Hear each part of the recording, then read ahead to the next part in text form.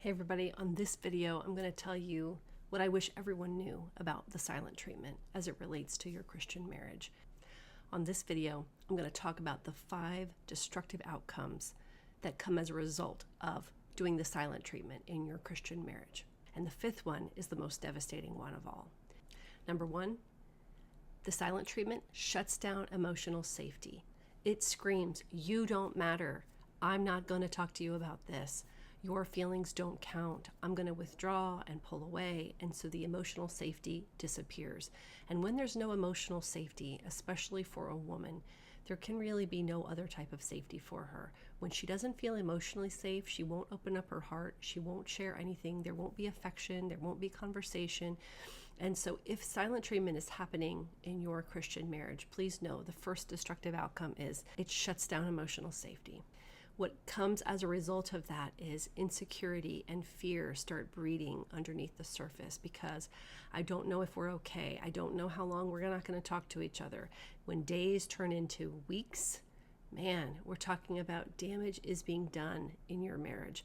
The emotional connection, when that's gone, every other form of connection is gone, and it really erodes trust very quickly. The second destructive outcome from the silent treatment is it punishes instead of pursues.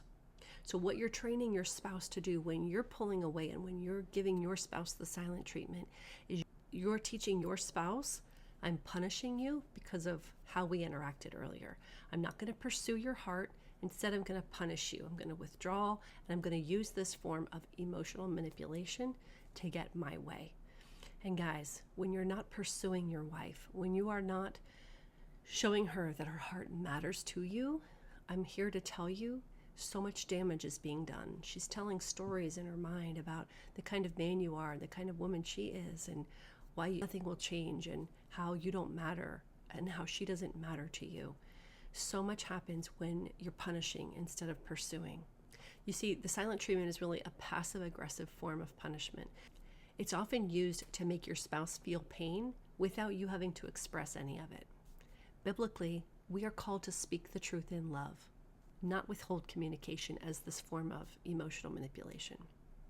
The third destructive outcome of the silent treatment is it conditions disconnection.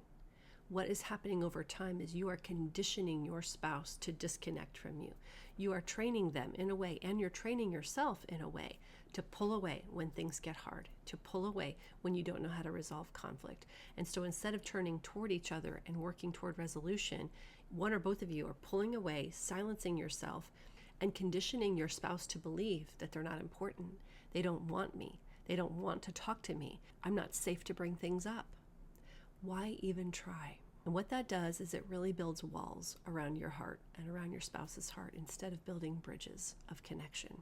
That emotional distance remains the longer that the silent treatment goes on, and it erodes away at trust and hope and love. And the fourth destructive outcome of the silent treatment is that it breeds bitterness. The silent treatment is this breeding ground for bitterness and resentment to take root, because the silence now becomes a fertile breeding ground for those negative emotions, those deep-seated feelings of ill towards someone else. We start to assume things about the other person. We start to assume what they're thinking, what they're telling themselves, why they're not opening up, why they're allowing this to go on.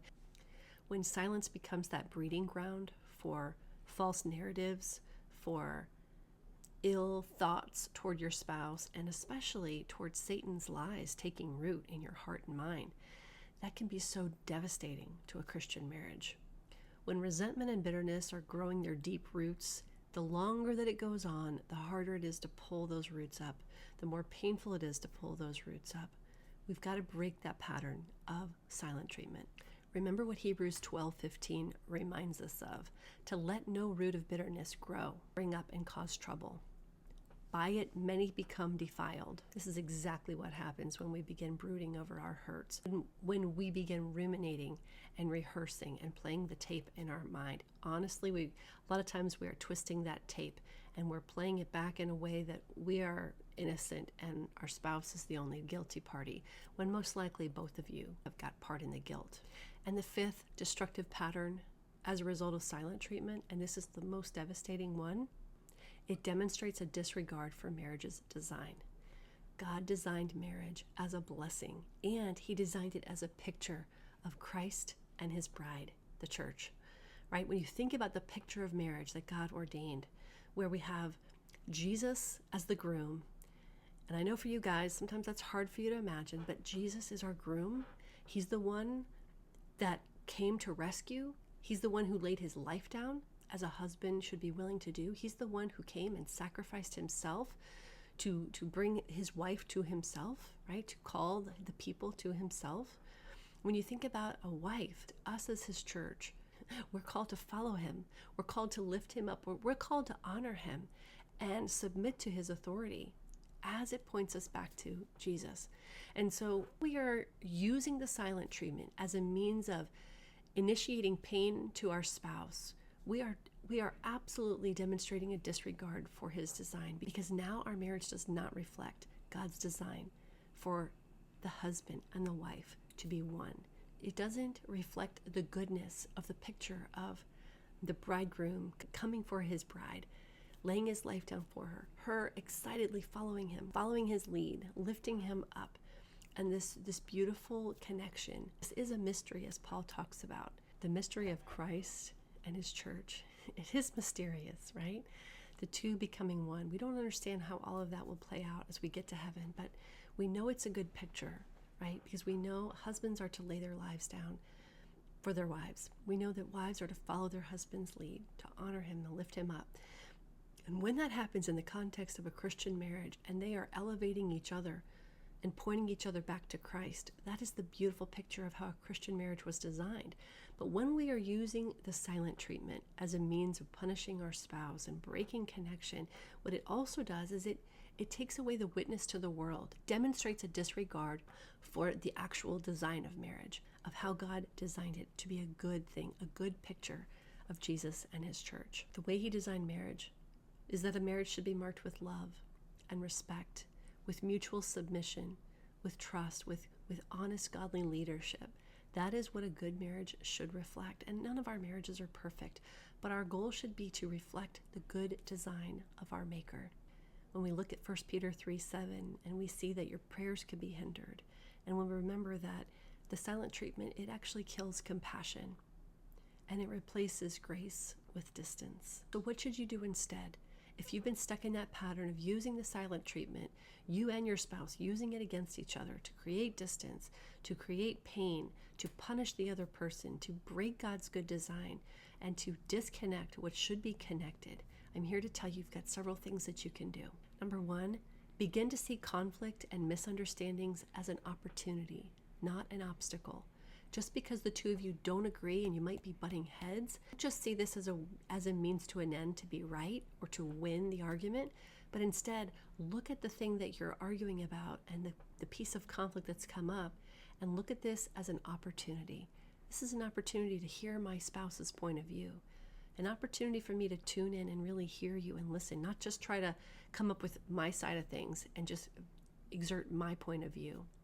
Secondly, begin turning toward each other instead of turning away from each other and going off in your separate spaces and not telling each other when you're going to come back to resolve this. Instead, turn toward your spouse.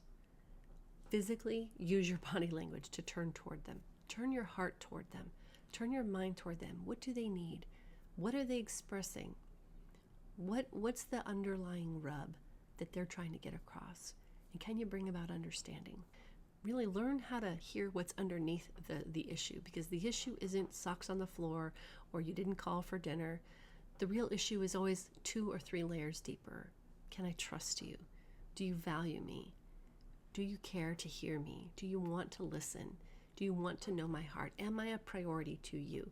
It's always a layer or 2 deeper that you really want to get to. Then learn to tune into your nervous system. You're going to notice when you start to get ramped up. What you should know is learning to regulate your nervous system and your emotional response is absolutely within the realm of what you can do. It might take practice, it might take coaching or a mentorship, it might take a program to help show you how, But it's absolutely available to you to learn how to regulate your nervous system, because when you're able to regulate your nervous system, now the two of you can co-regulate your nervous systems. But if you're just letting that nervous system take off and you're getting into fight or flight and you're running out the door, running away from each other and not coming back to each other, it disconnects you. It punishes. It mars the other person, and it does not speak compassion. So tune into your nervous system. Start to notice when you get keyed up.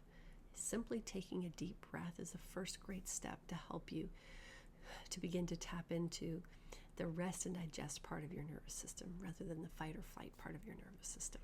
When you can create that physical safety in your body, now you can create physical safety and emotional safety with your partner. If you need help with this, reach out. These are the skills we teach inside of our Turnaround Marriage Signature Program, where we teach Christians how to go from crisis to closeness quickly. So I pray that helps you, and reach out.